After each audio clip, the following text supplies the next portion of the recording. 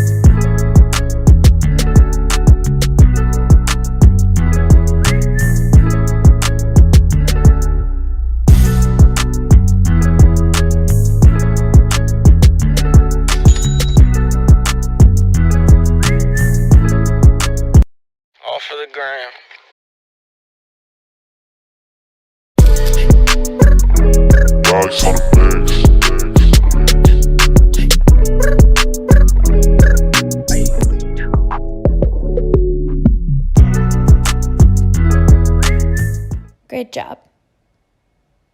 Take a breather. Prepare by gathering paper and something to write with.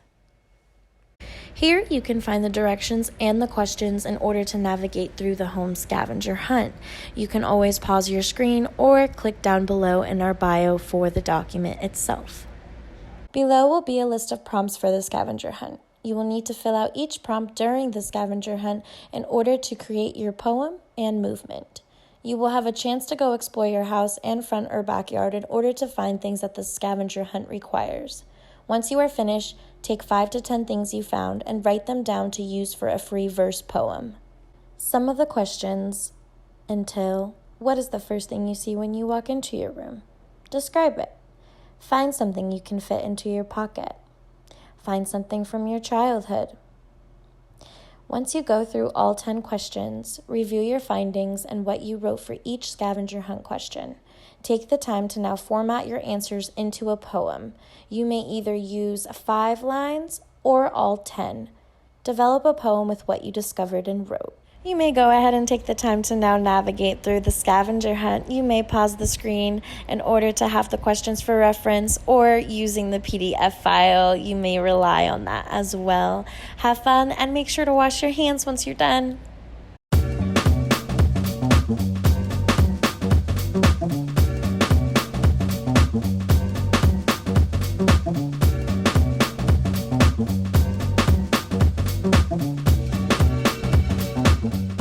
Socks and shoes, crystal.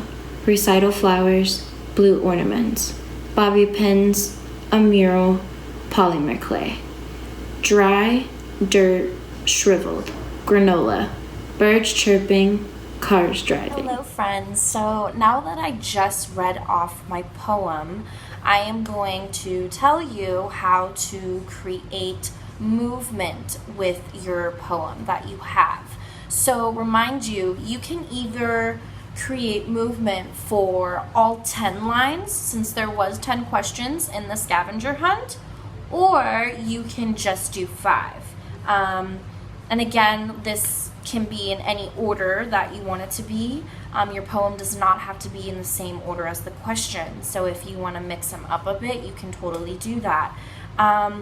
The best way I like to go about any activity that involves creating movement from context, so creating movement from words, is just to really take it as my own. Yeah, you don't have to be super literal when you make movement, but you can be. So like for socks and shoes, that is the first line of my poem. So when I think of socks and shoes, I think of something that can be put on. And so maybe for my movement, that might include something like this. Yeah. So that's my first move that I already created for my first line, which is socks and shoes. My second is crystal. That is my second line. Socks and shoes, crystal. Yeah. So then I think, and I take some time to think about, okay, how can I show a crystal? So for me, I think of crystals are really bright and they're shiny, and so they kind of really stand out. And so maybe for me, I know when I was reading through my poem, I start from the beginning, socks and shoes, but then I go into the movement that I think of for crystal, which for crystal I think of this. Because like I said, I think crystals are really bright and they shine out like that. So for me, that is the movement that I would connect to my first line of poetry that I created. So as you can see, I'm going through this pattern where I read off a line, then from there I create movement to it. Once I like the movement that I'm doing, then from there I can go ahead and start connecting all the movements together. So I'll do one more. My next line says recital flowers. So far I have socks and shoes, crystal, recital flowers. So let's see, socks and shoes, crystal, and recital flowers, like I'm giving somebody flowers. That's what my interpretation is for this. So like I said, it does not have to be super literal. You can make it really fun and creative. I know we have a lot of fun trending dances that are online now that a lot of our students and kids really like to follow. So if those are things that you want to add in there as you're going through your poetry, by all means, it is your poem. It is your movement poem, which is the main goal of this entire activity. So now that I kind of gave you like a breakdown of how to actually create a movement phrase, I want you to take the time now to slowly go down your poem line by line. Read each line. Take some time to think of a move that you like, that you feel like connects to that line, and then keep it going. And then by the end, you should have a movement sequence. And just so that way you guys also feel comfortable, I have went ahead and now you guys can view Miss Mariah's movement poem in this next clip. So go ahead and take a look and take some time also to start creating your own. As you can see, I started off reading my poem in order to recall what movement I wanted to create it that I felt like related to what I wrote. As I added on a move each time, I went from the top in order to remember my sequence. Now time to show you the finished product. Enjoy! Socks and shoes, crystal, recital flowers, blue ornaments, bobby pins, a mural, polymer clay, dry, dirt, shriveled, granola, birds chirping, and cars driving.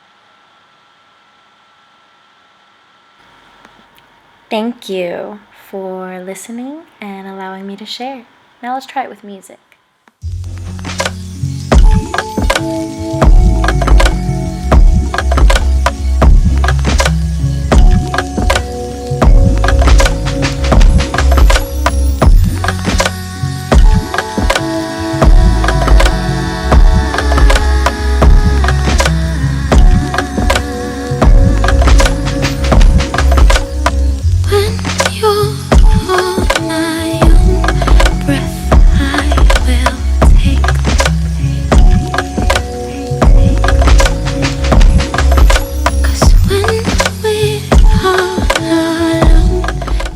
Go ahead and try your movement sequence with your favorite song.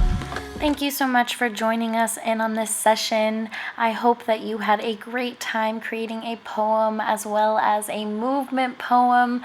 Please, by all means, share this with your family, with your siblings, your pets, whoever it is that you're around. Take the time to share what you have created, and we'll see you soon, friends. Thanks again.